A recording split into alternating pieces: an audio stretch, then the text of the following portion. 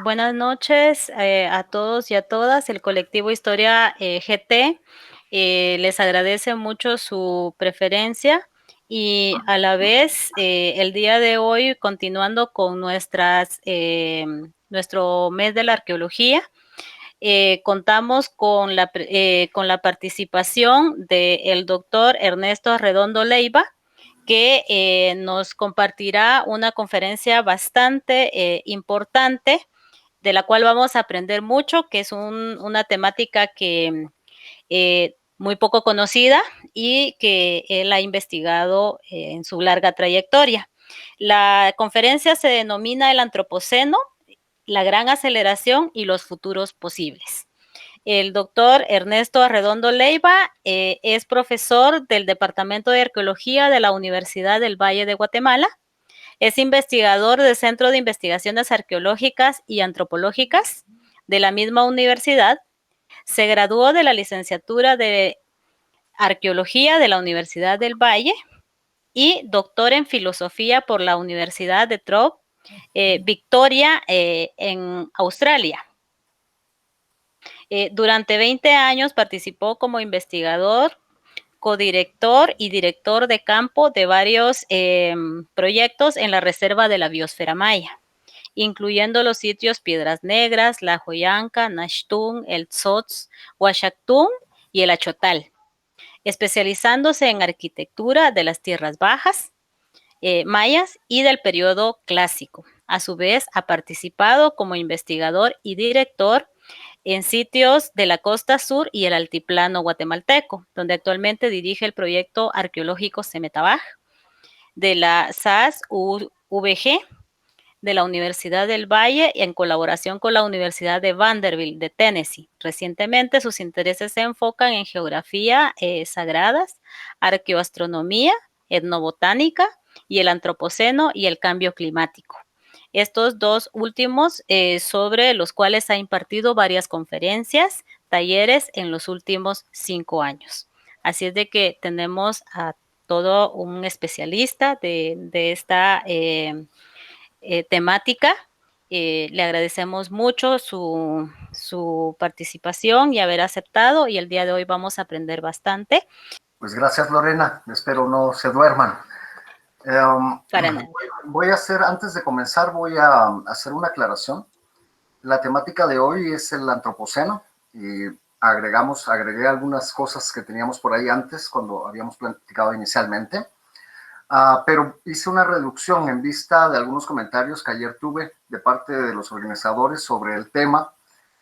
Entonces voy a reducir una sección que es la parte final, y esa de una vez hago la invitación. Si en dado caso quieren volverme a invitar, pues con gusto podemos extendernos, y en esa sección puedo hablar más sobre qué es el antropoceno, pero en las tierras bajas mayas, que es lo que vamos a ver hoy, y ya tener una charla sobre cómo se ha desarrollado la evidencia que tenemos hoy por hoy sobre el antropoceno. Vamos a hablar sobre el antropoceno y la gran aceleración. Y no voy a tocar tal vez tanto los últimos 3 temas que aquí ven: las tierras bajas mayas, los tiempos actuales y futuros posibles. Los voy a tocar de una manera somera, porque eso da para otra charla más, que es la que les digo que con gusto puedo, si me hacen la invitación, pues volver a venir con ustedes y compartirla. Me voy a centrar entonces en la temática del antropoceno, y quiero de una vez establecer acá que el antropoceno es un término, ya veremos cuál es, y la gran aceleración es otro. Sin embargo, en los medios se tienden a confundir los dos términos, y se está utilizando antropoceno como un vocablo bastante popular para referirse a dos cosas distintas. Muchas personas lo están asociando al cambio climático, y ya veremos que no es solamente el cambio climático o el calentamiento global. Entonces, hoy vamos a ver la historia del antropoceno como primer punto, la gran aceleración, de dónde surge este otro término, y finalmente, como les digo, un poco de las tierras bajas mayas, que es la península del Yucatán. En específico voy a hablar de la parte sur, es decir, la región del Petén, y mencionaré la Reserva de la Biosfera Maya, que es en la cual pues me centraré en alguna futura ocasión. Y en esta sección pues simplemente vamos a ver un poquito de cómo corren los tiempos actuales y algunas de las propuestas para futuros posibles que podamos tener, además de obviamente platicar un poco sobre qué futuros pueden ser estos. Esos más bien creo que van a salir un tanto de lo que ustedes mismos puedan leer de esta primera gran sección. Ok, la historia entonces del antropoceno. El antropoceno es una definición que aparece alrededor del año 2000. Ya se había venido platicando antes, en los 90, pero es finalmente un artículo bastante corto de 2 páginas que hacen Crutzen y Sterman, y ellos acuñan ahí el término antropoceno y utilizan para definirlo 11 ejemplos de cambios drásticos que se están viendo en el planeta en ese momento. Y algunos seguramente los van a estar reconociendo ustedes. Van a ver que está ahí el aumento de la población humana, el aumento de la urbanización, el agotamiento de los combustibles fósiles, transformación de la superficie terrestre, alta fijación de nitrógeno y uso de fertilizantes, uso del agua, extinción de especies, incremento de gases, efecto invernadero, afectación y pérdida del 50% de las tierras húmedas de las costas, predación mecánica humana, aquí refiriéndose específicamente a la pesca, y el cambio de la historia de las comunidades bióticas en los lagos. A partir de estas 10, ellos desarrollan este término que refieren como el antropoceno. Ahora, como decía, no es la primera vez que había un término similar, y no era la primera vez que veíamos cambios producidos por la humanidad. En este caso, hacia 1864, Marx ya hablaba en una publicación que se llamaba El hombre y la naturaleza, o cómo la Tierra es modificada por la acción humana. Ya hablaba de estas modificaciones. Es importante tener la fecha en mente siempre. El término apareció, o estas observaciones sobre cómo el hombre cambia la naturaleza aparecieron en 1864, y les decía, guarden en la cabeza esa fecha porque va a ser importante. En el año 1873, Stoppani habla de la humanidad como una nueva fuerza telúrica, que en poder y universalidad puede compararse a las grandes fuerzas de la Tierra, y acuña el término antropozoico. Luego vamos a tener otros autores, como van a ver ahí en el 96 y 97, Arrhenius, Chamberlain, que empiezan a hablar también de estos cambios, pero tomando otros caminos. En el caso de Arrhenius, en la influencia sobre la temperatura de la superficie. Y Chamberlain, un grupo de hipótesis concernientes al cambio, a los cambios en el clima. Es decir, estos términos de cambio climático, de cambio de temperatura en la superficie terrestre, no son nuevos. Y tenemos más de 100 años en realidad de tener literatura sobre eso. Algo que debe de llamarnos la atención para la parte final de esta conferencia. Luego también Bernatsky va a hablar del término noosfera, para referirse al poder de la humanidad en cuanto a manipular el medio ambiente, aunque lo hace de una manera más filosófica. El antropoceno es en realidad este término, hoy por hoy, que como les dije, Crutzen y Stirner acuñan en 2000 para denotar el intervalo de tiempo presente, en el cual muchas condiciones geológicas significativas han sido profundamente alteradas por la actividad humana. Repito, condiciones geológicas significativas que han sido profundamente alteradas por la actividad humana. Y esta es una diferencia importante, porque el antropoceno es un término geológico en primera instancia. El antropoceno geológico, entonces, no es definido por el análisis holístico de todos los impactos en la Tierra, pero si estos impactos han producido signos adecuados en el récord estratigráfico, es decir, se han dejado huellas en la estratigrafía. Los requerimientos para aceptarlo requieren unicidad, extensión global, preservación y una base sincrónica. Es decir, tiene que ser un evento único que tiene que aparecer en todos lados del planeta, tiene que ser bien preservado por mucho tiempo y tiene que referirse a un evento que podamos ver en un momento particular. Ahora, ¿todo esto para qué? Porque nosotros manejamos la tabla cronoestratigráfica internacional, la cual nos da todas las eras, periodos, eones que tenemos en la historia del planeta. Y nosotros, hoy por hoy, nos encontramos aquí, en el Holoceno, en la esquina superior izquierda. Ven aquí está el Holoceno, y todo esto es la historia de la Tierra dividida en todas esas etapas, en esos periodos, en esas eras, en esos eones. Y van a ver que cada uno de estos tiene, en algunos casos, un pequeño alfiler que se llama el pin de oro, y ese es el marcador que en algunos casos se están buscando. Es decir, para el antropoceno, necesitamos ese pin de oro que, como en el Holoceno, pueda marcarnos esa diferencia entre el Antropoceno propuesto y el Holoceno existente. Si nos vamos un poco más de cerca, pues aquí podemos ver fácilmente, al entrar al Paleoceno, el pin de oro está marcado a 66 millones de años por el famoso evento del meteorito que hizo que los dinosaurios se extinguieran. Y en el caso del Holoceno, es el cambio climático el que nos marca mucho, pero también sí, tenemos extinción de especies. Esa es una de las características que a veces aparece en estos grandes cambios de periodo. Es decir, estamos buscando algo que haya tenido un impacto tal cual lo tuvo ese meteorito en la historia del planeta. Y hoy por hoy ese meteorito, pues ya sabemos dónde se encuentra, en el cráter de Chicxulub, en la península del Yucatán. Ahí pueden ver este círculo, y eso es lo que ha provocado pues toda esta cadena de cenotes que tenemos en el Yucatán, y se puede ver perfectamente acá. Ahora, ¿dónde está eso en el registro estratigráfico? Pues aquí lo estamos viendo.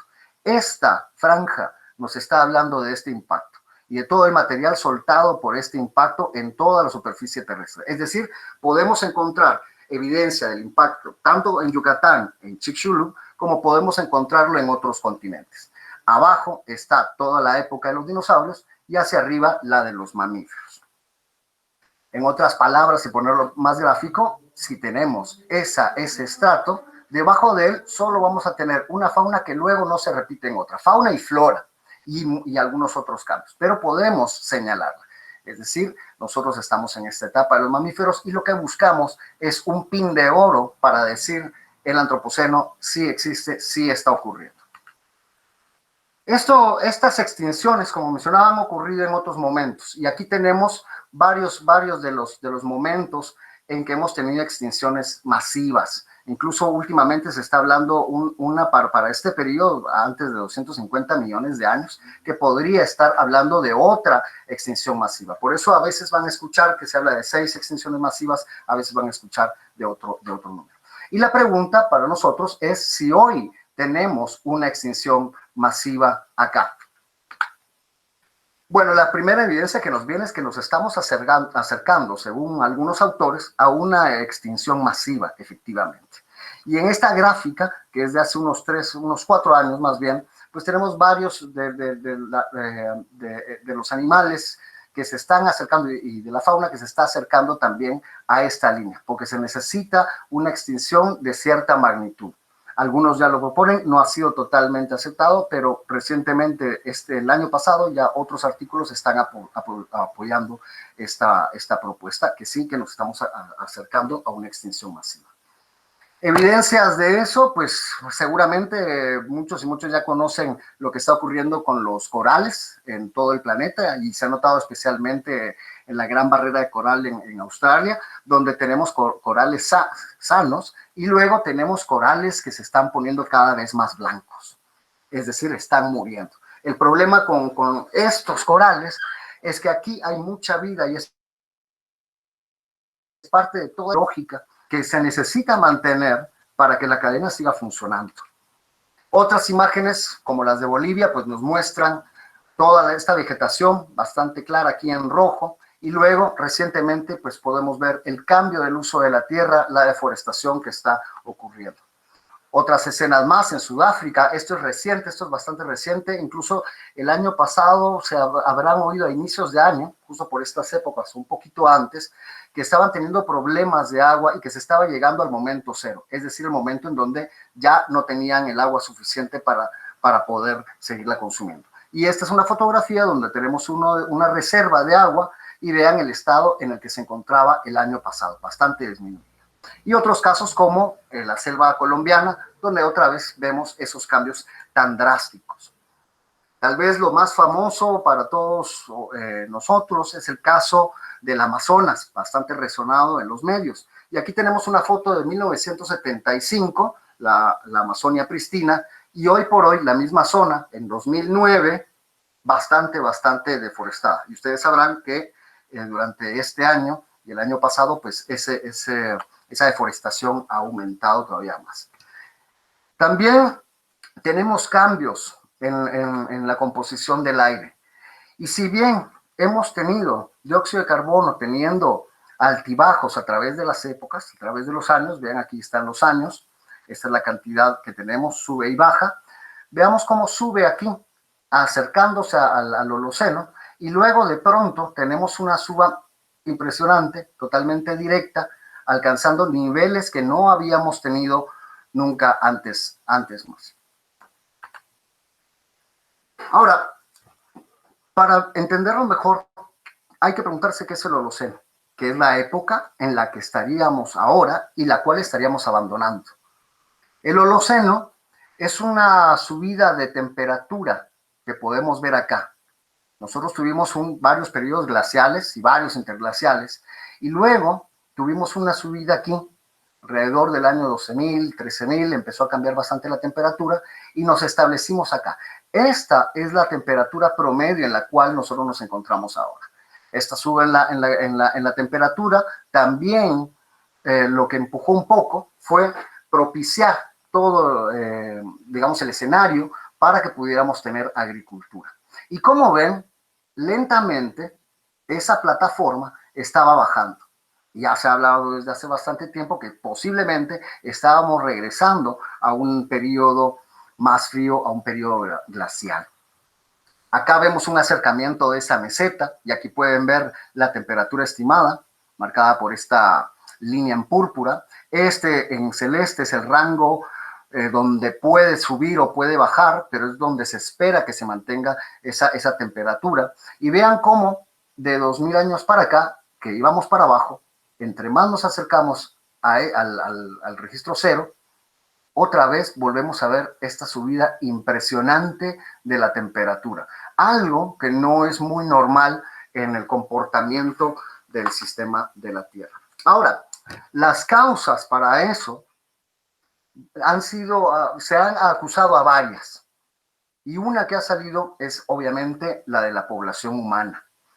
Dentro de la historia de la población humana, y aquí tenemos una línea donde podemos ver el desarrollo del Homo sapiens, vean desde cuándo más o menos, tenemos varios eventos. Tenemos la agricultura, tenemos las ciudades, tenemos el comercio intensivo, las redes comerciales a través del planeta, y finalmente el uso de combustible fósil. Y acá arriba podemos ver más o menos por qué está marcado. Entonces, han habido otras teorías que dicen el antropoceno empieza con los orígenes de la agricultura. Es más, hay quienes han empujado la idea que el Holoceno es producto de la actividad agrícola. Sin embargo, la agricultura empieza después de ese cambio de temperatura. Entonces, no está tan apoyado. Pero otra vez, algunas personas piensan que la agricultura es la que da origen a esto. Lo vamos a ir revisando. Otros hablan de las ciudades, otros hablan del comercio, otros hablan de los combustibles fósiles. Entonces hay que recordar otra vez que el antropoceno es una definición geológica en este punto. Y hay que ver si esos impactos han producido signos adecuados en el récord estratigráfico. Nuevamente, tiene que tener unicidad, extensión global, preservación y una base sincrónica. Veamos entonces rápidamente qué pudo haber producido eso y si las teorías o las hipótesis que se están lanzando cumplen con eso. En primer lugar, la agricultura, que es tal vez nuestro primer sospechoso, nuestra primera sospechosa, no ocurre en todos los lugares al mismo tiempo. Y como ven en este mapa, pues tenemos fechas bastante distintas, que van del 11.000 en el Levante, en el Fértil Creciente, 9.000 en China, aunque hay evidencia para un poco quizás más algunas fechas tempranas, pero dejémoslo en 9.000. Veamos en el caso de Mesoamérica, 5.000, 4.000 antes del presente, muy similar a lo de Sudamérica. Norteamérica comienza después y luego pues tenemos otras zonas, otros focos de crecimiento de agricultura que van a aparecer después. Incluso en el caso de la África es un poco más cuestionada las fechas y agricultura como tal. En el continente africano algunos lo localizan muy cercano al primer siglo antes del presente. Entonces falla la agricultura en este caso. La revolución urbana propuesta por Gordon Childe es otra. Y aquí solo voy a pasar algo rápido, pero voy a poner en rojo algunas cosas. Con el aparecimiento de las grandes ciudades, van a aparecer la fiscalización y el tributo para la acumulación de capital. La estratificación va a ser bastante marcada, vamos a tener el aparecimiento de la escritura, vean también los transportes, que lo pongo en rojo, y vamos a tener grandes obras monumentales que van a cambiar la faz del planeta. Y estos son unos ejemplos del Valle del Indo, de Egipto y de Mesopotamia.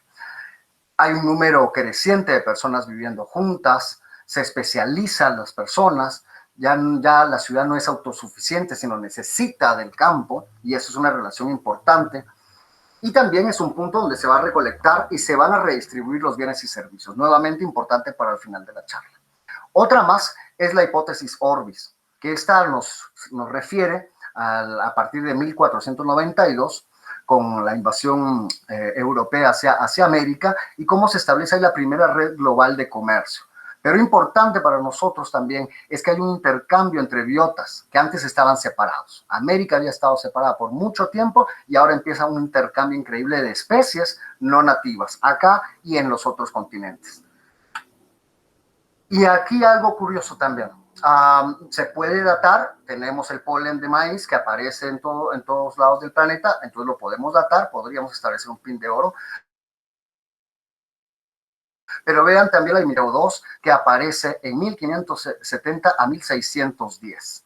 Y esto, según los autores Lewis y Maslin, puede ser debido justamente a todas las muertes que ocurrieron en ese periodo de conquista, de invasión entre 1492 y 1610, precisamente por enfermedades. Recordemos que teníamos pues una gran epidemia en el continente, las guerras, la esclavitud, las hambrunas y pues todo como parte de este efecto colonizador. Y también hay que poner el argumento económico acá, porque esto hizo un cambio total en el sistema económico del planeta, y pues ya sabemos pues del tráfico de personas al continente, fue el mayor momento de movimiento humano después de 13,000 años, no había visto tal movimiento. Y a partir de ahí podemos ver un aumento también que va a seguir, y después, entre más se acerca al siglo pasado, un aumento drástico de la población que sigue y sigue subiendo, y ahora nos encontramos aquí arriba.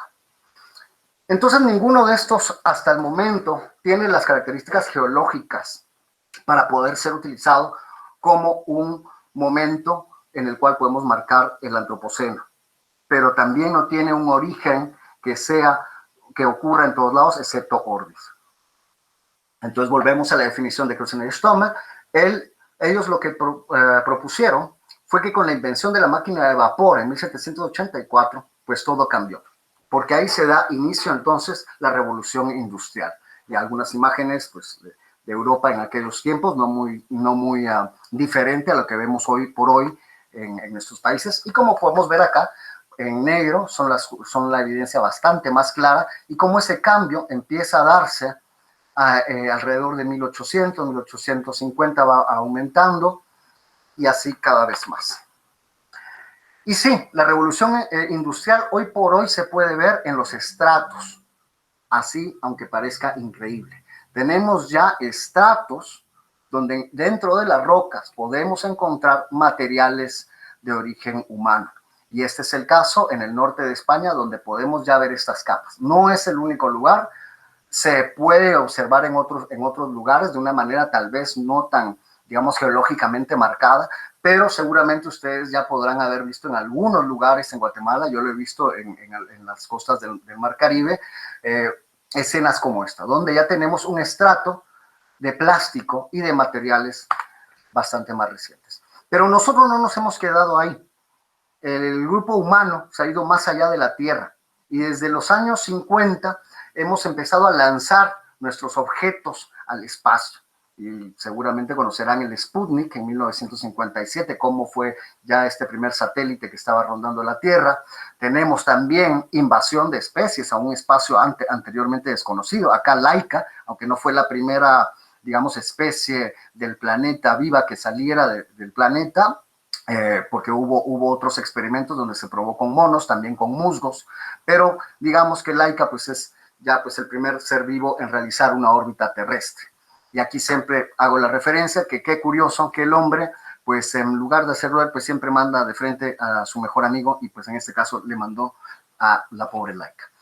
Y desde el 69, pues ya tenemos el primer sitio arqueológico, si se quiere, fuera de nuestro planeta, y lo tenemos en nuestro satélite.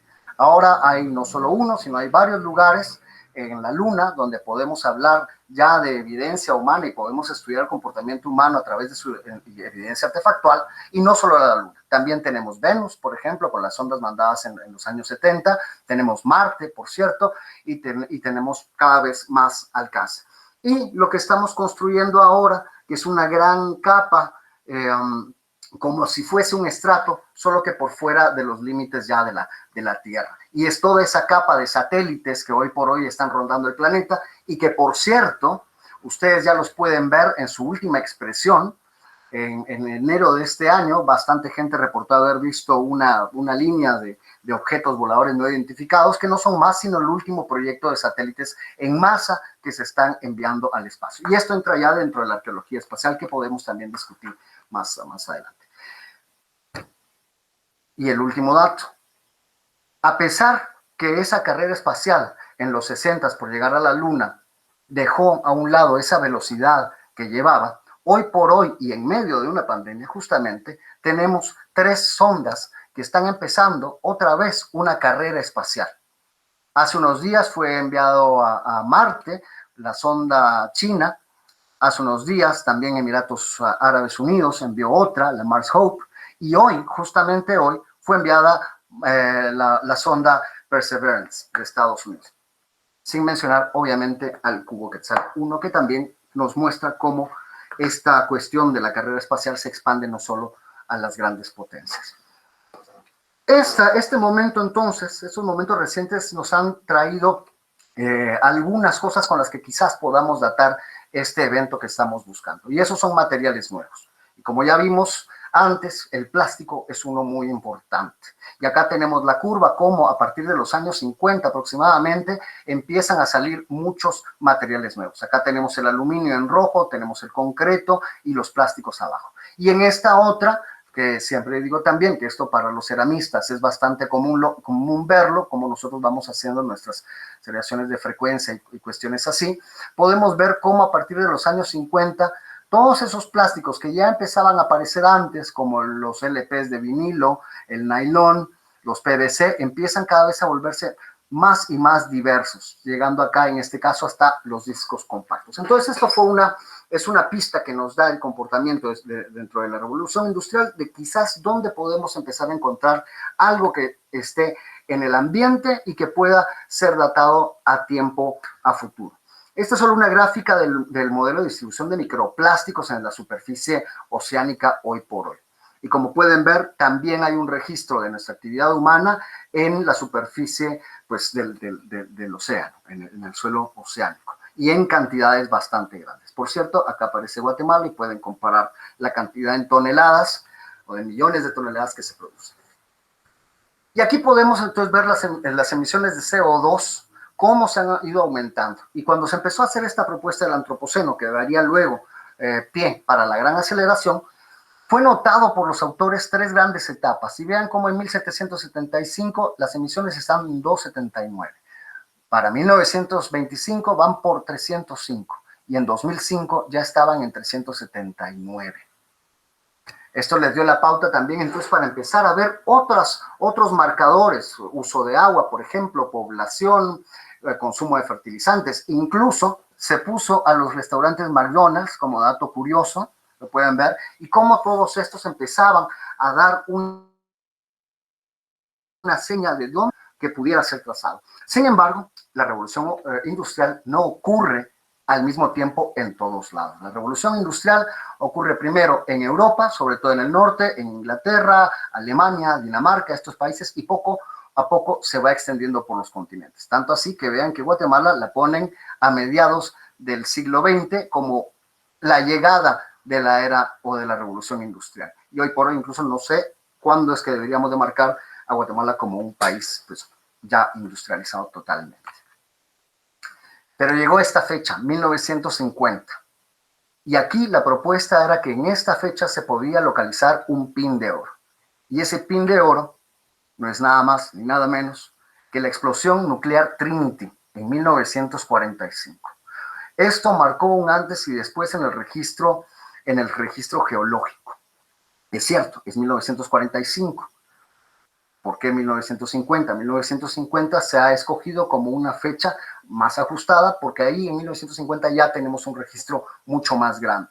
Después de la explosión nuclear Trinity, tuvimos pues la última gran detonación en 1945. Sin embargo, esto no marcó el fin de las detonaciones. Acá tenemos un mapa de las detonaciones en superficie y un mapa de las detonaciones bajo superficie. Y acá tenemos pues un personaje que seguramente ustedes conocerán, con lo cual hay que poner las detonaciones hechas por Corea del Norte en esta sección. Tal vez hasta recordarán del colapso de digamos, esta montaña por donde debajo se estaban haciendo las pruebas, y eso pues envía material radioactivo a la atmósfera. La cualidad del material radioactivo, en este caso sobre todo el plutonio y el cesio, es que pueden estar por mucho tiempo, hasta 100.000 años. Estos materiales están en todos lados hoy por hoy, desde la superficie oceánica a todas las plantas e inclusive pues, la totalidad de la superficie terrestre. Y sigue ocurriendo.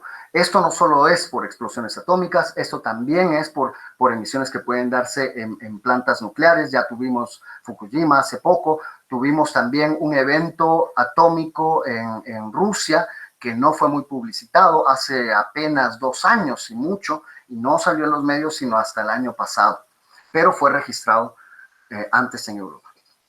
Y aquí solo un recordatorio, porque solemos olvidar esa carrera nuclear que hoy por hoy nos tiene con, digamos, al borde siempre de una guerra nuclear, aunque no querramos verlo o reconocerlo. Esto es un reloj que se ha hecho por un grupo de científicos atómicos desde los años 50, 60. Se empezó a marcar la hora para el final del mundo en medio de la Guerra Fría. Y poco a poco pues se iban moviendo las manecillas de acuerdo a ciertos criterios que podemos y queremos decir subjetivos respecto a qué tanto estábamos acercando a un problema nuclear. El problema nuclear no se ha ido, la reactivación de Corea del Norte está ahí y la política internacional no parece mejorar. En 2017 estábamos, según este grupo de científicos, a 2 minutos y medio de la medianoche. Hoy hice una búsqueda sobre el boletín que ellos publican y hoy nos encontramos a 100 segundos a la medianoche. Esto fue publicado en enero 23 de este año. El reloj varía, a veces va para adelante, a veces va para atrás, dependiendo de la situación sociopolítica mundial.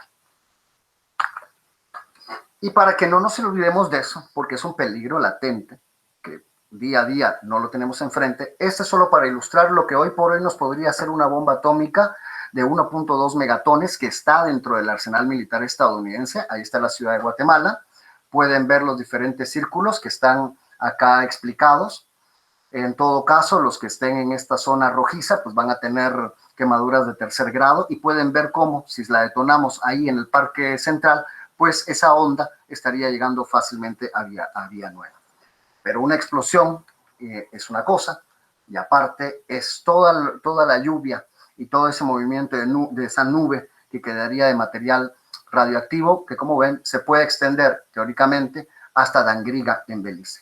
Y si utilizáramos la bomba más poderosa en manos de Rusia, hoy por hoy, pues una explosión en el parque, pues simplemente abarcaría hasta Escuintla y se acercaría incluso hasta Sololá, y no digamos de su nube. Y es un peligro que sigue latente y que solemos olvidar por pues, el día a día y el caudal de información que también es importante dentro de la definición final de la gran aceleración y de la ecomiopía que veremos luego.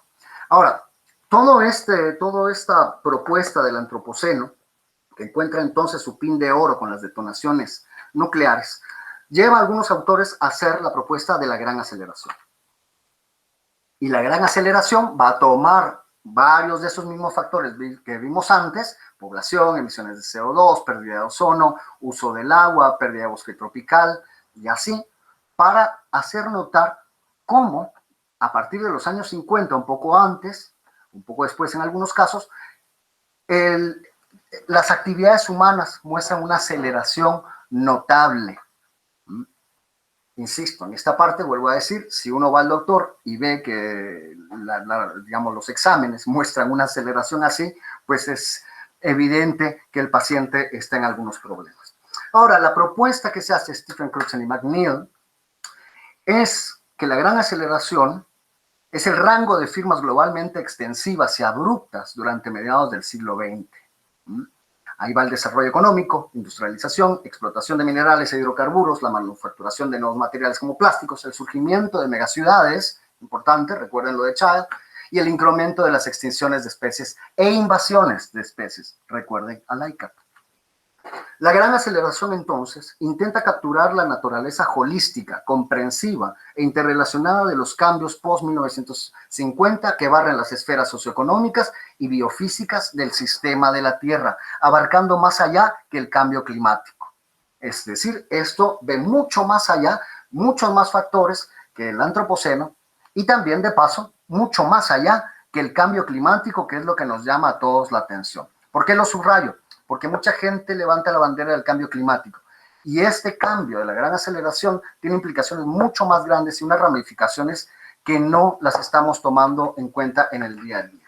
Los autores los separan en dos tendencias, socioeconómicas y el sistema de la Tierra. El sistema de la Tierra se refiere a cómo trabaja la Tierra en sí misma como, digamos, si quieren, como un sistema, cómo interactúan todos esos elementos de ella digamos, en ese desarrollo o en ese paso por el tiempo. Y dentro de estas voy a pasar solo algunas, no voy a ir por todas, porque si no, no vamos a terminar nunca. Pues tenemos la población mundial, acá separada por países del OECD, es decir, los países desarrollados, los países en vía de desarrollo, para ponerla un poco más simple, y todos los demás, es decir, Guatemala está en esta parte roja. La población urbana, vean cómo sube, y hoy tenemos un desfase en el cual prácticamente el 50% y tal vez un poco más, está viviendo en ciudades. Y si se recuerdan otra vez la relación entre ciudad y campo, esa relación se está rompiendo. Vamos a tener otros fertilizantes, por ejemplo, el uso de agua, que es bastante importante. Vean las diferencias entre los tres agentes. La producción de papel, que sigue.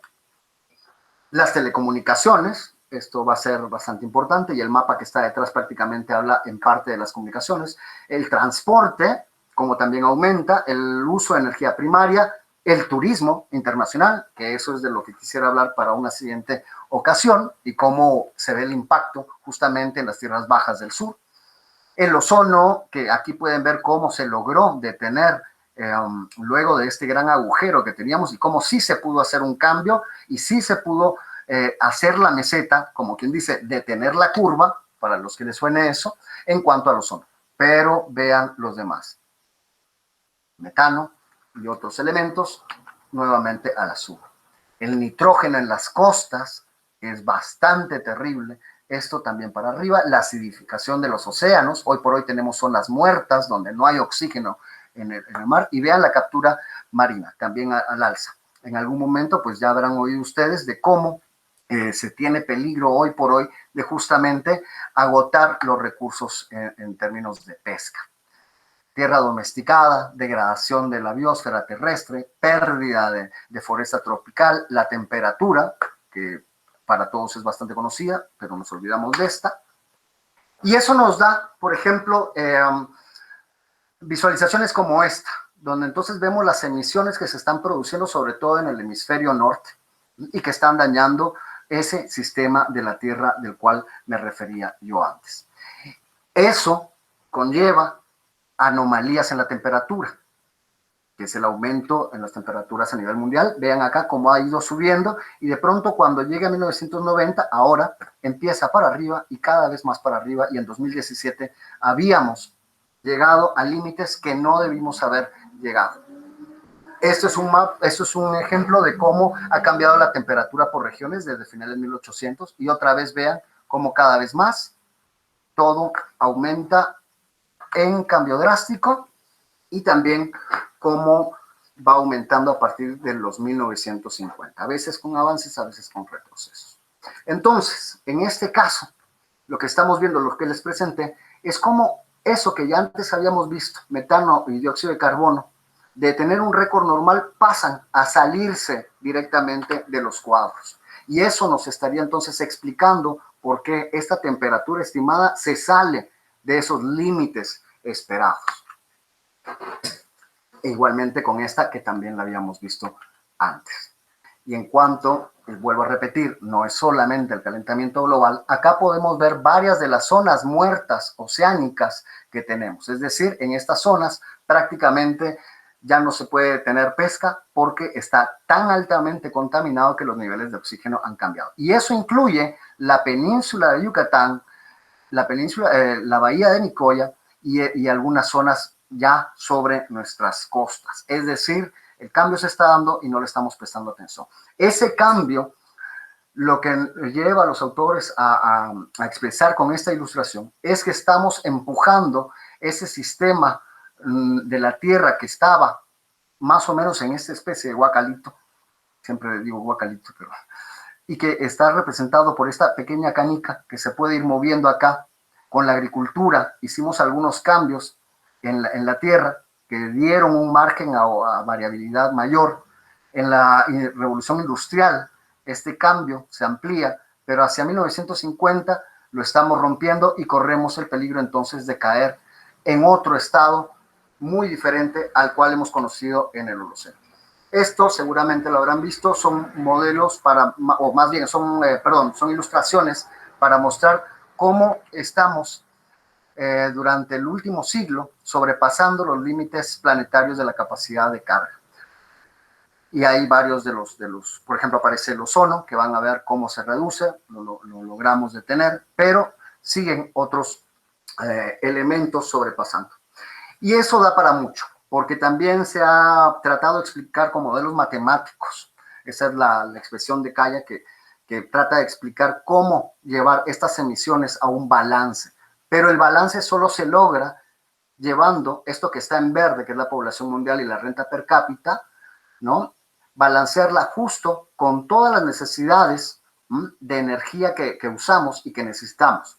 Esto prácticamente es lo que estamos consumiendo para tener una renta per cápita pues aceptable, es decir, que la población viva bien. Es decir, esto nos muestra también lo difícil que puede llegar a ser lograr esos balances.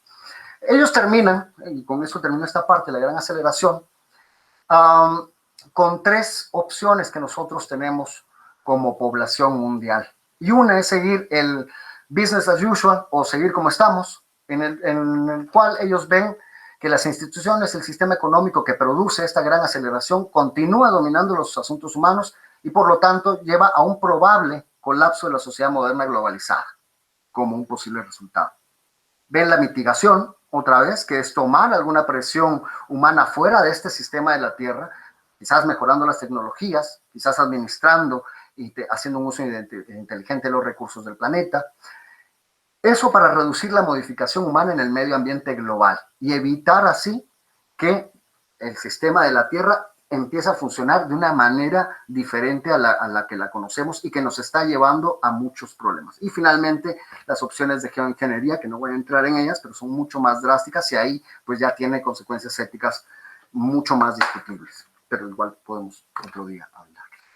En pocas palabras, a lo que ellos apuntan es que estamos produciendo quizás en conjunto una capa que en algún momento puede llevar a algo parecido a esto. No digo que sea lo que vaya a ocurrir, pero es, digamos, una ilustración, si se quiere, un poco exagerada tal vez, pero queda dentro de los límites posibles, sobre todo por el uso de energía nuclear.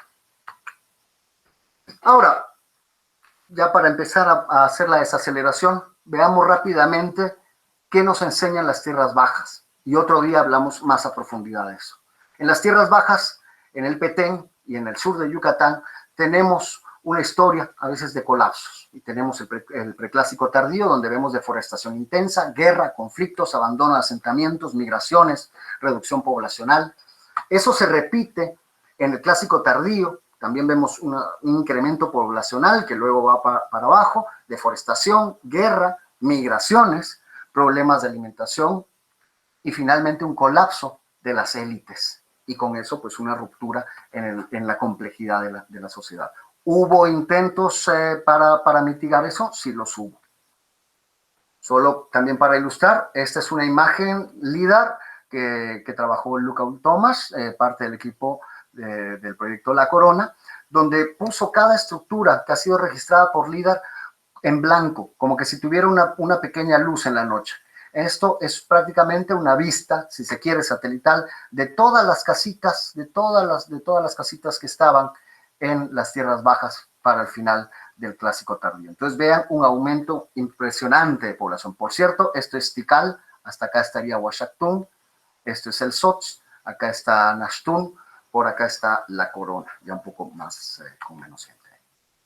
Lo que vemos entonces es aumento de población, deforestación, erosión de los suelos. Esto es algo que lo hemos visto bastante tiempo y esto es muy similar en otros lugares. Estos aceleramientos o aceleraciones, más bien, perdón, ocurren en otros lugares. Lo hemos visto en el Imperio Romano, en el Imperio Otomano, también en el Imperio Moscovita. Vean que acá no termina. Y las 13 colonias de Estados Unidos. Eso realmente hablaremos otro día. Y así, entonces, vemos cómo muchas poblaciones o grupos humanos pues tienen momentos de aceleración y luego algo que nosotros llamamos colapso y que podemos discutir un poco qué es el colapso. Tiempos actuales y futuros posibles. Hoy por hoy lo que vemos es, y me refiero a las tierras bajas o al norte, aunque se puede ampliar para toda la región y creo que para todo el planeta, pero pensemos en Guatemala hoy por hoy. ¿Hay incremento de la población? Sí. ¿Vemos migración? Sí. ¿Hay degradación ambiental? ¿Hay gobiernos débiles?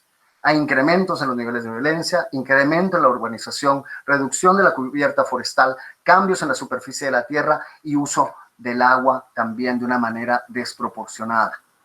En términos de migración, estas imágenes son conocidas por todos nosotros, no son las únicas. Este es el lago de Amatitlán y esta capa de materiales de plástico, totalmente ¿no? antropogénicos. El cauce del Motagua Viejo, que lo ven acá. El agua va por debajo de todo este estrato de materiales de plástico.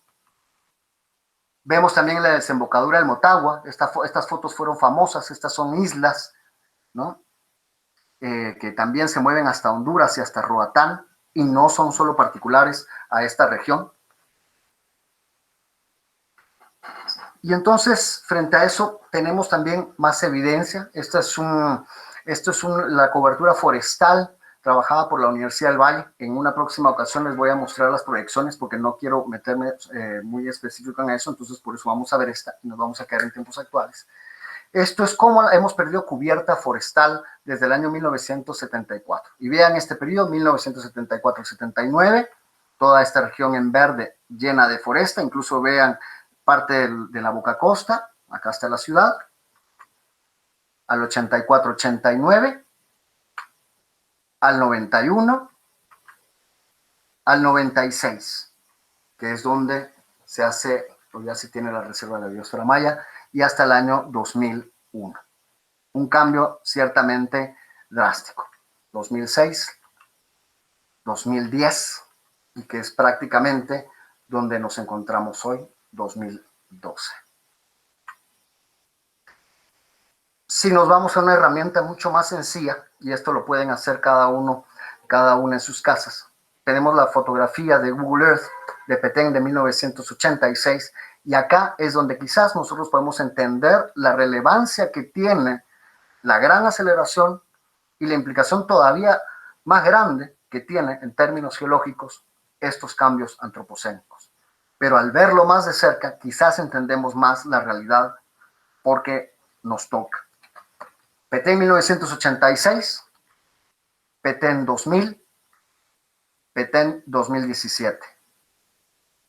Vámonos al Petén noreste, más cerca, Laguna del Tigre, 1986, 2016. Vámonos del otro lado, Petén suroriente. Aquí está el Petén Itzá en la esquina arriba a la izquierda. 1986, 2016, solo 20 años después. En la región del Petén Itzá, 1986, 2016.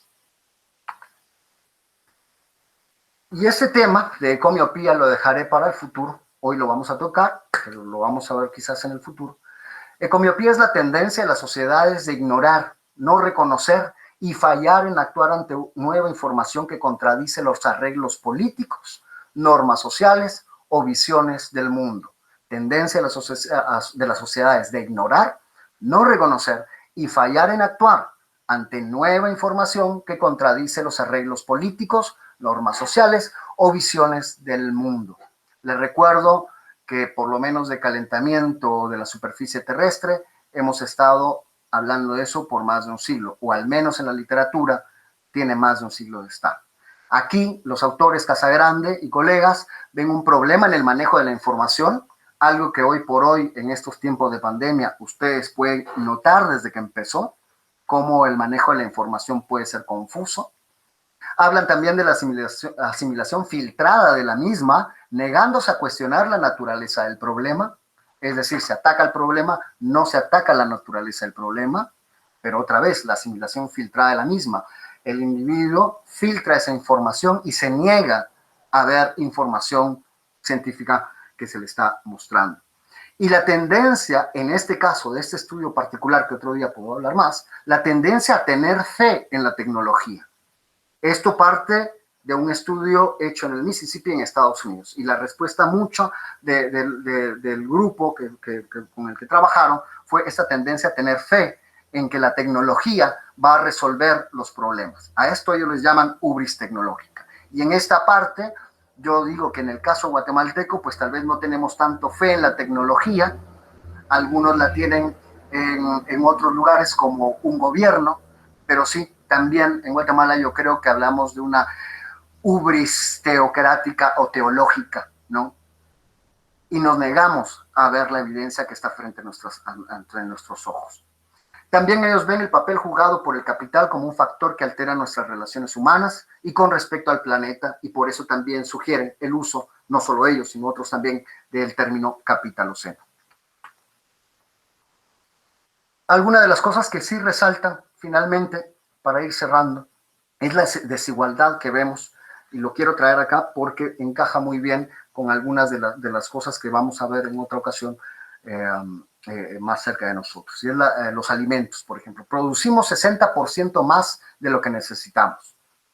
Tenemos un 30% de los alimentos que tiramos, los desechamos porque ya están caducados. Y quizás ahora con la pandemia, seguramente muchos de ustedes habrán comprado muchas cosas que seguramente habrán terminado tirando porque se les pasó la fecha. Hoy por hoy uno va a un supermercado y lo enlatado, lo que viene en envases de plástico, le dura a uno una semana. Se desperdicia más de 1.300.000 toneladas métricas de alimentos cada año. Y aún así, al día mueren 41.000 personas de hambre, unas 15 millones de personas al año. Y no lo vemos, o no lo queremos ver. En cuanto a la energía, sí, hay un 18% de la población global, estos países, ¿no?, de la OECD, que son responsables por el 74% del consumo mundial. Y un 30% de la población mundial finalmente consume un 77-80% de la energía primaria. Es decir, sí tenemos una desigualdad en el manejo, o por lo menos un manejo no muy inteligente de los recursos con los que contamos. Algunas sugerencias, sin entrar en detalle a ellas, las podemos platicar luego: respuestas locales, respuestas globales, sí, gobernanzas, cambio en la mentalidad de consumo, aplicación de soluciones vernáculas locales que han probado ser efectivas, no solo en ese tiempo, sino antes, y para eso también sirve la arqueología. La utilización de materiales y recursos locales, que pueden ser renovables.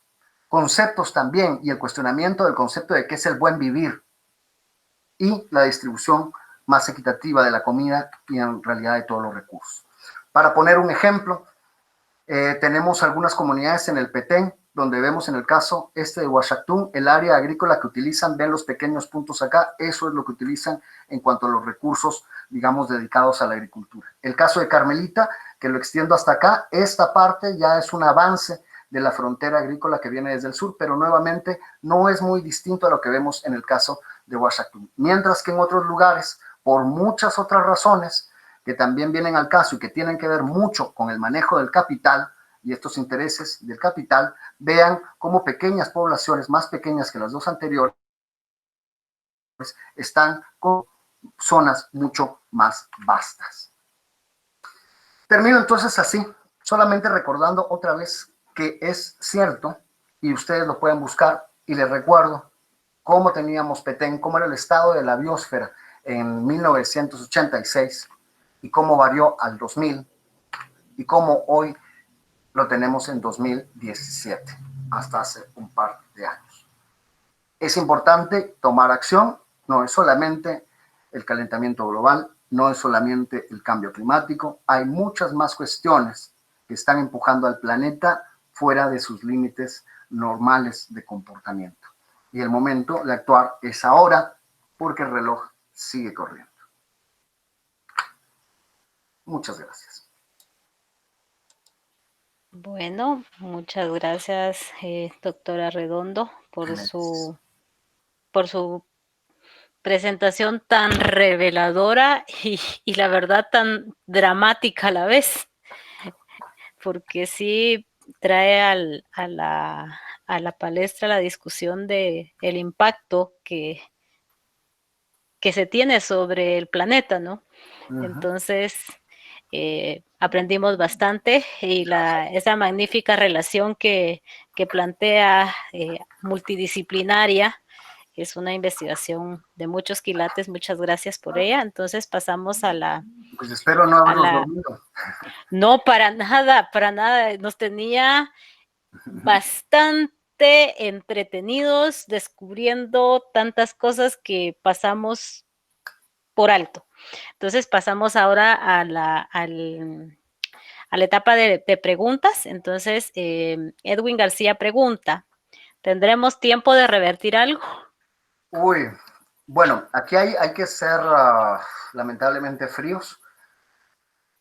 Estas propuestas, si se dan cuenta, que inician mucho en el año 2000, luego se van desarrollando hacia el 2010, 2011, por ahí, y se han seguido cuestionando, llevaron a varios acuerdos, sobre todo los acuerdos de París. Y ya desde ahí, desde más o menos 2015, se urgía a todos los gobiernos del planeta a que detuviéramos las emisiones que están provocando el cambio climático y varios otros factores. Lo que se pretendía era que no sobrepasáramos de 1 grado de temperatura en términos globales. Y hoy por hoy ya lo pasamos. Y hoy por hoy, como pueden ver en las agendas de los países, no está con la fuerza que se requiere el tema del medio ambiente. Solo basta con ver el gobierno de Estados Unidos de hace unos 3 años, como esto ha quedado relegado. Podemos ver el gobierno en Brasil, podemos ver varios gobiernos europeos y podemos ver la última cumbre sobre medio ambiente en donde no se llegó a nada. Es decir, seguimos como estamos. Y lo malo es que nos estamos acercando, según los modelos, a un momento en 2030 donde vamos a estar peor. Es decir, podemos hacerlo, pero ya nos pasamos del límite mínimo que se esperaba hasta hace unos años. Muchas gracias. Igual hay que seguir haciendo la lucha, creo. Bastante. ¿Los posibles escenarios? Eso se los dejo a cada cual. Eso se los dejo a cada cual porque es una reflexión que cada quien tiene que hacer. Sí se ve, y eso es opinión personal, sí se ve que estamos en una tendencia acelerada donde hemos vuelto el sistema tan complejo y puede ser que estemos al borde de eso que se llama colapso. Ahora, atención, los colapsos no son eventos en términos sociales que ocurren de un día para el otro, son eventos que ocurren a través de décadas y a veces hasta siglos. Es decir, alguien en el Imperio Romano pudo no haberse dado cuenta que el Imperio Romano estaba colapsando y durante su vida pues vio las cosas como normal. Y eso es muy similar de alguna manera como nosotros hoy por hoy, si nos vamos a poner en esta escala, digamos, social. Hoy por hoy se nos está volviendo cada vez más común ver gente pasar enfrente de la casa de uno pidiéndole dinero porque vienen de Honduras y van para Estados Unidos.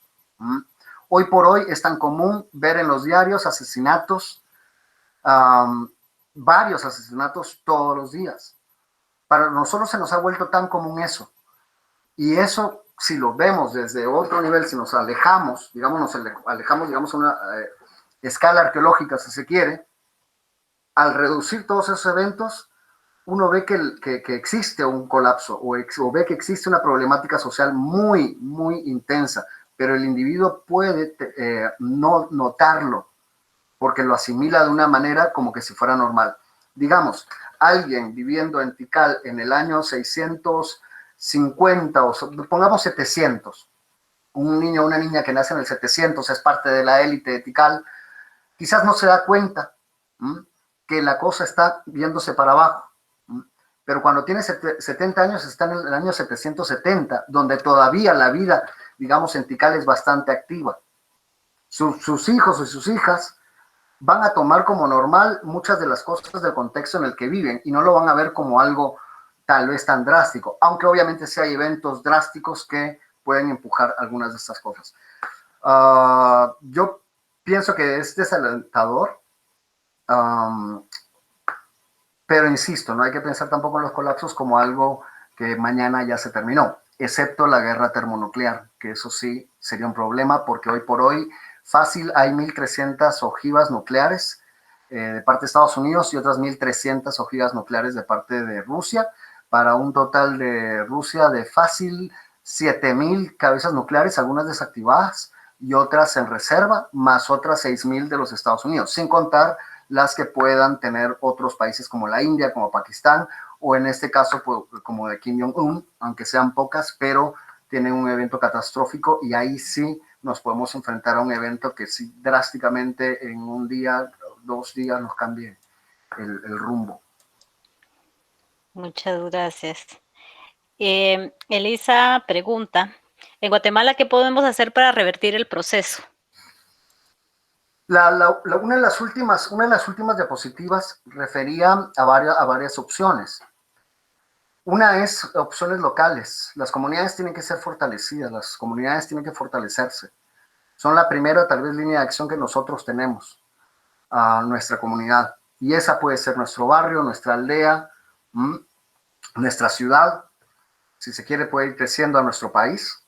Y eso nos lleva también a fortalecer la gobernanza que pueda existir dentro de ella. Y no me refiero solamente a un modelo de gobernanza. Hay muchos modelos de gobernanza de los cuales podemos aprender. Si nos vamos a las civilizaciones, digamos, más tempranas, voy a poner el caso de la civilización Harappan, en ese caso, a la hora de buscar gobernantes, no encontramos el gobierno centralizado en una persona, no tenemos evidencia de gobernantes. Y fue un grupo bastante complejo, bastante, si se quiere, avanzado, aunque no me gusta usar esa palabra, avanzado para su época, con baños, con desagües y todo eso, y por mucho tiempo funcionó. Luego hubo un evento catastrófico, que también podemos hablar otro día, y ese es un modelo, por ejemplo. No necesariamente tiene que ser un modelo donde tenemos un líder a seguir, pues la distribución de poder puede ser diferente, se pueden buscar soluciones en otros modelos de gobernanza que incluso existen en este país, lo que pasa es que nunca los revisamos. También tenemos que ver lo de los usos de materiales. Hay muchos materiales que tienen muchas buenas cualidades y sobre todo a veces en nuestros propios contextos son mejores que los materiales modernos que a veces se nos vende y que por una cuestión de consumo nosotros requerimos desesperadamente para tenerlos bajo nuestro alcance. Y no necesariamente necesitamos eso. Nuestra forma de consumo, pensar que en lo que vamos a consumir sea lo que vamos a consumir. Pensar en todos esos alimentos, por ejemplo, que se pierden porque no los consumimos. Y ahí hay muchas soluciones que se pueden hacer. Y sobre todo hay que ver los modelos que han sido exitosos antes o que son exitosos hoy por hoy. Pero tenemos que desvincularnos en mucho la gafa, los anteojos de la percepción actual que tenemos. Tenemos que aprender a escuchar esas otras experiencias, tenemos que aprender a poder recibir información de otras personas, de otros grupos sociales, y tenemos que estar abiertos a cambiar nuestro modo de pensar, en términos no solo políticos, ideológicos, sino incluso hasta religiosos. Es decir, porque el cambio necesita eso, que seamos lo más abiertos posibles para encontrar una solución en los diferentes niveles.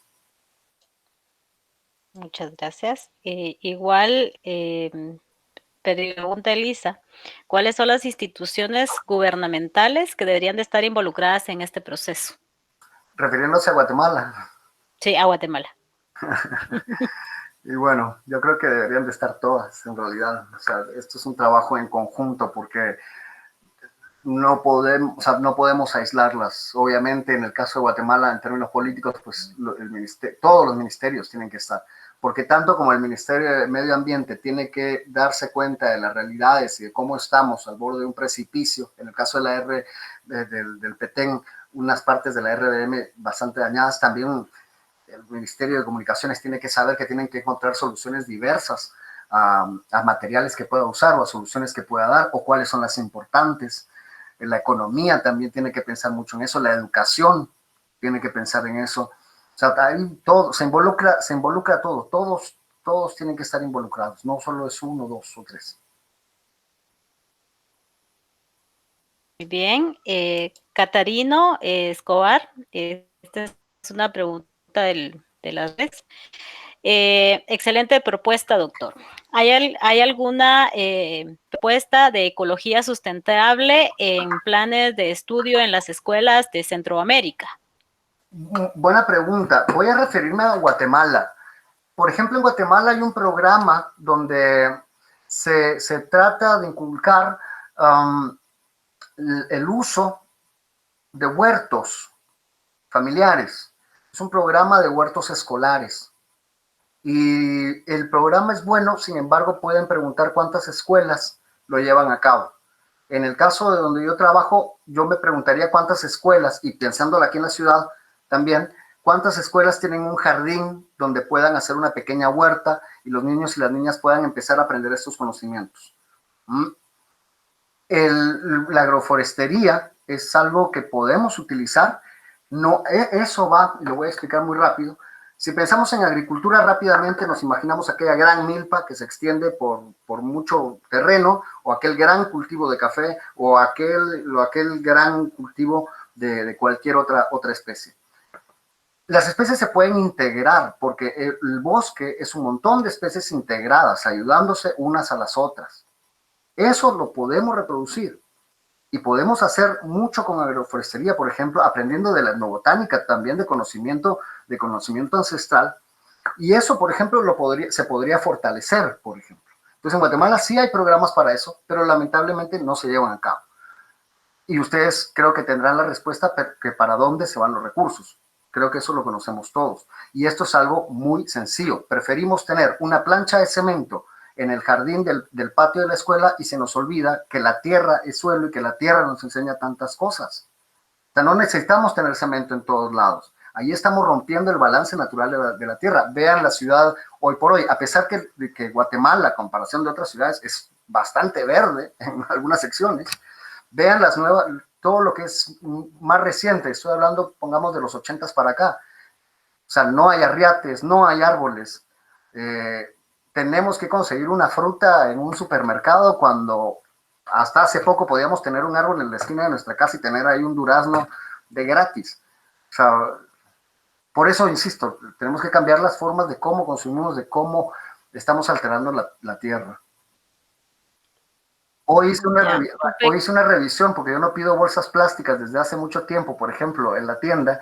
Y hoy fui a buscar en una esquina de mi casa y encontré una bolsa con un montón de bolsas de plástico y yo decía, ¿y para qué me las dan? Y es algo, voy a poner el ejemplo personal, voy a la tienda desde hace 3 años, menciono porque hace 3 años la abrieron, y cada día que voy les digo, no quiero bolsa. Me la llevo en mi mano o me la llevo en un pañuelito que llevo o en una bolsita, pero cada vez que voy me vuelven a dar la bolsa de plástico. Eso tiene que ver con educación, pero también tiene que ver en muchas formas sociales que tenemos, que no nos damos cuenta. A las personas a las que me refiero con todo respeto, pasan 24 horas adentro de una casa que es un cuarto, con las rejas, no salen de ahí, salen quizás a veces una vez por semana, y su mundo está ahí. Nunca fueron a la escuela, muy probablemente tienen desnutrición y se los podría casi asegurar por algunas cosas que noto. Y cuando tenemos una infancia que está creciendo detrás de rejas 24 horas, casi los 365 días del año, sin acceso a buena comida, sin acceso a medicina, sin acceso a educación, ¿qué podemos esperar de cómo vamos a cambiar eso? Y eso está a la vuelta de nuestras casas. Eso a veces está con nuestro vecino, con nuestra vecina, está en nosotros mismos también, que no nos damos cuenta y preferimos estar viendo el Twitter todas las noches y todo el día. Bastante. Hasta hace unos años, un pequeño comentario, existía la clase dentro de las escuelas públicas, en los currículos, la clase de educación agropecuaria, en donde se le enseñaba y había un espacio, hablo de educación pública, para aprender a hacer los huertos.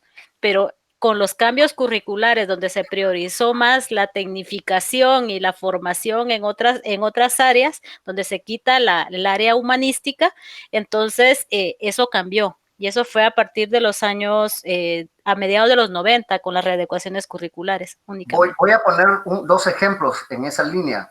Piensen en estudios sociales. Yo hace 3 años hice un ejercicio con estudiantes de profesorado en educación y les pedí que me trajeran todo lo que había sobre, digamos, lo prehispánico en Guatemala. Y me llevé una terrible sorpresa al darme cuenta que los libros que me llevaban, que eran los que ellos utilizaban para dar clase, eran una página o incluso media página. El otro ejemplo que voy a dar son, por ejemplo, música y artes. ¿Cómo es posible que en serio perdamos cosas que en realidad sí construyen también? Es cierto, hay muchas cosas para dar, pero sí he visto mucho que estos cambios que, como tú decías, van enfocados a una mejora. Yo la verdad la mejora no la veo. Veo que nos encauzamos más a un modo de vida business as usual, seguimos como estamos, solo que lo aceleramos más. Antier le hacía la pregunta a mis alumnos en Sololá, que qué creían ellos de la reapertura que se está dando ahorita con lo de la economía y todo eso, que por qué si centros comerciales o había cierta apertura de centros comerciales y si no habían notado que los parques no se abrían todavía. Y yo me pregunto, para mucha gente que ha estado encerrada, que a veces solo tiene un cuarto, 2 cuartos donde estar, creo que poder ir a un parque, es cierto, se pueden poner alguna restricción por los digamos, lugares donde juegan los niños si se quiere, pero poder ir a un parque y ver un árbol y relajarse, respirar un poco de aire, aunque está contaminado en esta ciudad, pero ver un pájaro. Entonces ahí están nuestras prioridades con las Exactamente. del sistema. Sí, ahora otra pregunta. La pandemia actual, esta es Salvador Mortúfar, ¿no podría verse como una respuesta de la naturaleza ante esta aceleración? Ok, yo no, a ver, personalmente yo no lo vería como una respuesta de la naturaleza hasta cierto punto. Lo voy a decir, digamos, desde un punto muy académico, voy a decir, pues no creo que sea una respuesta. ¿Por qué? Y lo voy a decir, digamos, como académico, no lo estoy diciendo personal todavía, porque todavía no se trata a la naturaleza como un organismo vivo, el cual podría reaccionar con cierta conciencia, si se quiere, o inconsciencia, pero como organismo reaccionar frente a algo que le molesta. Ahora, si nos ponemos a darle vuelta al asunto, como hablábamos al final, donde también podemos cambiar ciertas perspectivas o ciertas visiones que tenemos, podemos acudir a muchos otros grupos sociales del pasado y actuales que toman al planeta como un organismo vivo y que ven al ser humano como una parte totalmente integral de ese sistema. En ese caso, yo te digo, bueno, si es ese caso, sí, puede tomarse como una respuesta. A mí todavía me queda mucho por aprender en esa línea, pero mucha gente o muchos grupos sociales tradicionalmente lo verían de esa manera, que es casi una respuesta. Yo me quedaría en una parte tal vez un poco cuadrada de la ciencia, pero digo, se puede ver totalmente así y también está en uno abrirse algunas posibilidades. Muchas gracias. Dirza Cruz dice, buenas noches, licenciado Redondo, muchas gracias por darnos una exposición tan magnífica y que ha estado viendo su ponencia conjuntamente con su hermana. Entonces tienen dos preguntas. ¿Hay alguna organización o persona que esté haciendo algo para contrarrestar esto? Y la otra es, ¿por qué si conocemos lo que está pasando, por qué nadie está haciendo nada para equilibrar o modificar esto? Mira, sí hay varias organizaciones y en serio puedes hacer una búsqueda rápida en internet. No voy a darte ahorita nombres porque los puedo confundir y tengo un par, pero no los tengo ahorita en la punta de la lengua, se me van, pero sí hay mucha gente que está trabajando en esto y lo puedes ver mucho, no solo a nivel internacional, pero se ve mucho en comunidades. Hoy por hoy en Guatemala hay muchas comunidades que se están volteando a ver esto. Eh, Prácticamente, o sea, aisladas del gobierno, porque no se van a recibir ayuda del gobierno, pero sí, en muchas comunidades del país hay una vuelta hacia ver la naturaleza como algo importante.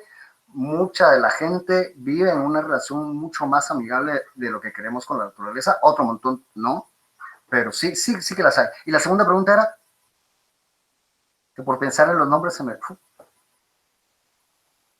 ¿Cuál era la segunda pregunta, Ahorita Lorena? la leo, ahorita la leo. ¿Por Ah, qué por qué si conocemos lo que está pasando, por qué no hacen, nadie hace nada para modificar esto? pasa que y yo no sé si sea una característica de los grupos sociales a veces, que la evidencia está ahí y no lo seguimos. Ahí las respuestas pueden ser muchas, desde que la complejidad misma de la sociedad no nos deja como individuos llegar a un punto en donde podamos balancearlo y crear un efecto multiplicador en la sociedad, hasta algo tan simple, que incluso lo vi anoche, como la estupidez humana. Uno puede ver que viene el carro y no espera que el carro pase. Uno se le tira al carro, ¿no? Y trata de pasar antes. Ahí la respuesta es demasiado amplia. Hay mucha gente que lo está haciendo, pero necesitamos mucha gente más. Y ese es el tema. Hoy lo vieron. Hoy tal vez hasta les pudo haber asustado. Acuérdense de eso siempre. No lo olviden al despertar mañana y montarse en el Facebook para ver si les dieron like, o si en el Twitter son tendencia, o ese tipo de cosas, tratar de mantener los pies sobre la tierra. Ojo, hay un montón de factores que entran ahí que da para otra charla, sobre todo factores sociales, donde, bueno, o haces lo que tienes que hacer el día de hoy o también hoy te mueres. Bueno, la pandemia es un ejemplo de eso. La pandemia vino a acelerar, si se quiere, ese comportamiento. Un día estábamos no consumiendo plástico, dejando de consumir plástico, y la pandemia o la situación creada por la pandemia nos ha empujado, incluso querramos o no, a usar una bolsa de plástico. Estábamos bajando los consumos de agua antes de la pandemia. Vino esto y obviamente sí, hay que mantenerse limpio. Entonces, lo poco de agua que tenemos, vamos a darle más rato. Lo que tenemos que hacer es recordar, encontrar el balance, y entre más sabemos, bueno, a ver, tengo mi bolsa aquella, la puedo llevar, yo sigo llevando mis bolsas al súper, no espero a que nadie le eche nada a la canasta de plástico que no voy a usar, ya traigo la mía limpia, la uso y ya, la pongo al sol por 2 días y ahí estamos. Entonces sí, hay que darnos cuenta y hay que mantenerlo en la cabeza. Claro. Tengo, aquí hay otra pregunta. ¿Habrán estudios de arqueología espacial? Sí, han empezado, es bien reciente, empezaron más o menos alrededor del año 2005. Ahora, ojo, ¿son estudios en arqueología? Sí. ¿Son teóricos hasta el momento? Sí. ¿Por qué? Porque todavía, digamos, no han mandado a un arqueólogo o arqueóloga a la Luna a que haga un registro de lo que está ahí, o a Marte. Pero es una arqueóloga, una chica australiana la que lo empezó, hablando de este nuevo campo que hay, ¿no? Y también hay otros autores que empiezan a hablar de términos que rompen un poco lo que conocíamos. Antes hablábamos de objetos, artefactos, ahora proponen hiperobjetos, donde, por ejemplo, hay estructuras que son más allá de una dimensión, más allá de lo que conocemos en la Tierra. Esta capa de satélites que se va a volver eventualmente puede ser que sea así, se empieza a convertir como esa capa de plástico flotando en el Motagua, pues va a empezarse a convertir en algo así y se va a convertir en sí mismo en un objeto. Esta persona lo llama hiperobjetos, por ejemplo. Hay otros materiales que tienen ciertas características como viscosidad o que no se descomponen, porque no son materiales biológicos, pero que sí están en elementos en el espacio, que también van a ser motivo de estudio. Entonces sí se abre una puerta a estudiar el comportamiento humano a través de sus artefactos. Y ahí hago el paréntesis para decir que arqueología no necesariamente es el estudio de ese pasado lejano. Arqueología es esta mi taza que tengo acá, la dejo acá, me levanto, y ahí ya puedo hacer arqueología, porque puedo empezar a observar este contexto donde está mi tablero, mi tacita, mi teléfono, el celular por ahí, y puedo empezar a decir, bueno, ¿qué hacía quien estuvo acá? Ahí ya puedo hacer arqueología. La arqueología tiene que variar también sus formas, tiene que hacer un cambio, también muy importante, dejar atrás los comportamientos de esa época industrial, porque nace con la revolución, de alguna manera con la revolución industrial, y tiene que hacer muchos ajustes hoy por hoy. Muchas gracias. Andrea Monzón, desde su escenario, ¿cuál podría ser una propuesta para hacer los cambios estructurales para desacelerar? Yo un poco creo que hablamos de eso.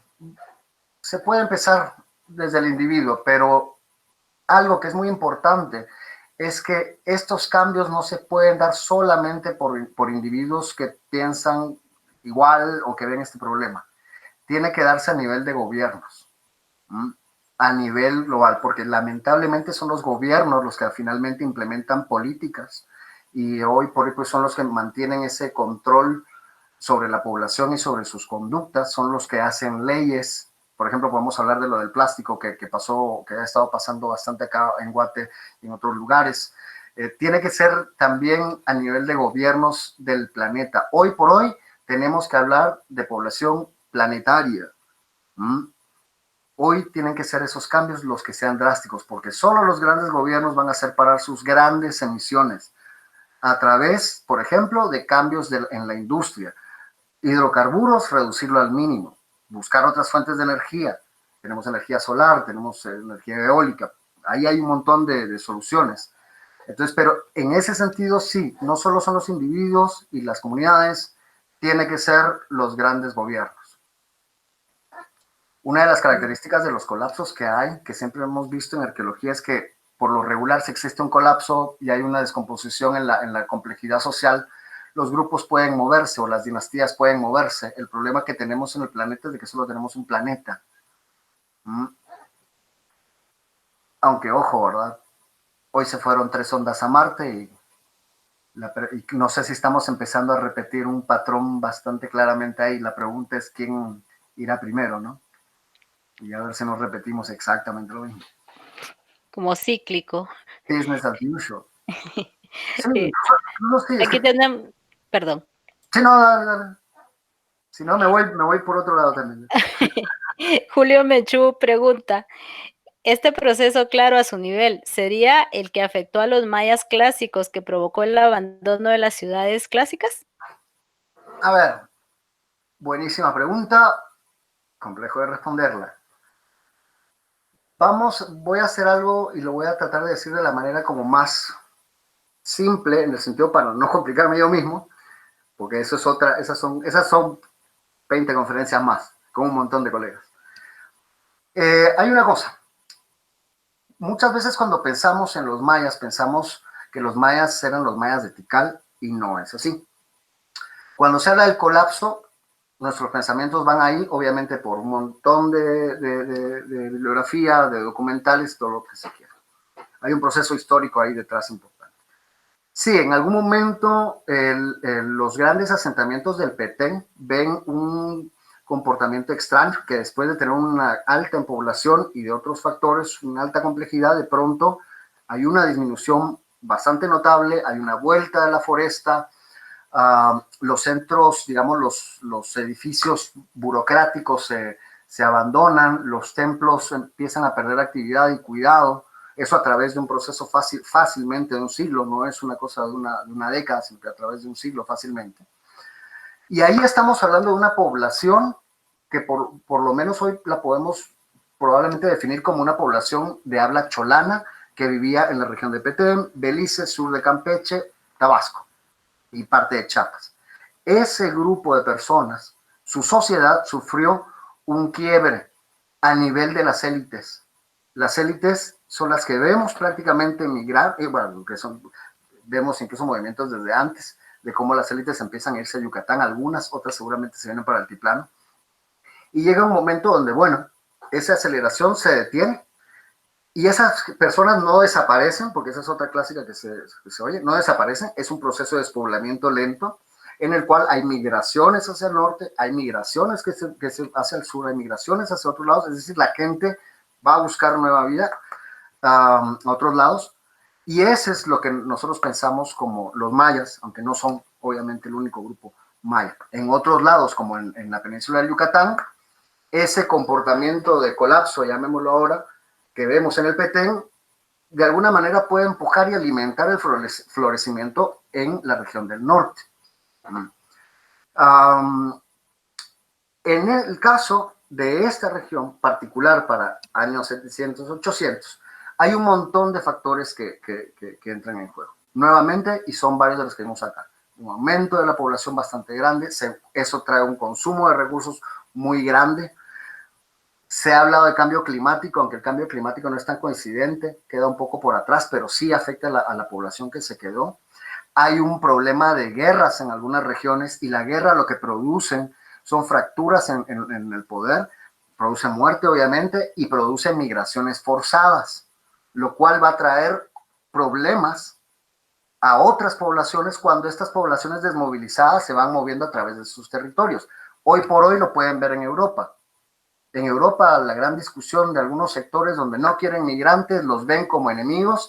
No es la primera vez que ocurre. En el año 1100 antes de Cristo ya había ocurrido en el Mediterráneo y en otras partes también. Entonces es una complejidad de factores que se van acumulando y producen esas fracturas. No desaparece la gente, eso sí, pero sí, es muy multicausal. Muchas Si, por gracias. ejemplo, hoy viéramos, digamos que hoy se desarmara la estructura del gobierno estadounidense, pueden imaginarse cómo eso afectaría a Centroamérica. Nos cambiaría mucho, más de lo que nosotros creemos. Porque ahí van remesas, ahí va población, que va un montón de factores, perdemos un aliado militar, si se quiere, no sé si eso es cierto, pero todas esas cosas pueden imaginárselas fácilmente si ahorita colapsara el sistema de gobierno estadounidense o cualquier otro. Vaya si no. Bueno, muchas gracias, doctora Redondo. Ya no tenemos preguntas por acá. Agradecemos bastante su magistral conferencia que nos aterriza y nos hace repensar muchas cosas. Lo invitamos a una reflexión final a dirigirse para nuestros participantes tanto acá como en las redes sociales. Pues suelo ser bastante par con algunas cosas, pero voy a seguir el consejo de una muy buena amiga. Y voy a decir que sí, el escenario es terrible, el escenario nos sobrepasa, pero no por eso tenemos que dejar de actuar. Tenemos que enfrentar ese escenario y tenemos que seguir para adelante, modificando, eso sí, muchas de nuestras concepciones. Mucho de lo que hemos aprendido tenemos que desaprenderlo en muchos niveles. Sí, el escenario es terrible, pero podemos seguir y podemos hacerle la lucha. Cada quien en lo que pueda, cada quien en lo que pueda contribuir. Y ay, ¿qué te digo? Muchas gracias, doctor. Lean, es que hay que leer, hay que salir a la calle, hay que ver la realidad de la sociedad. Ahora que es pandemia, ahorita es un momento bastante bueno, porque es un momento acelerado, es un momento donde la gente se ha asustado, mucha gente está muriendo, mucha gente está mal, Ahora es cuando podemos sacar esas cosas. Cuando esto empezó, yo recuerdo que mucha gente hablaba de un cambio de actitud, ¿no? De esas concepciones. Pero también veo un montón de gente que lo que está haciendo es no querer cambiar eso.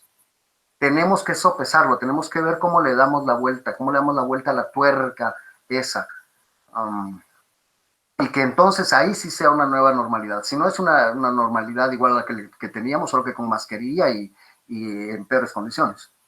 Perdón. Perdón. Muchas gracias.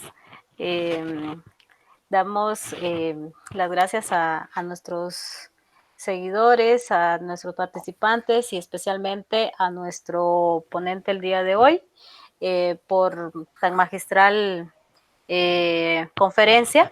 Los invitamos muy atentamente a las próximas actividades de Historia GT. Quedan cordialmente invitados. Así de que muchas gracias, muy buenas noches.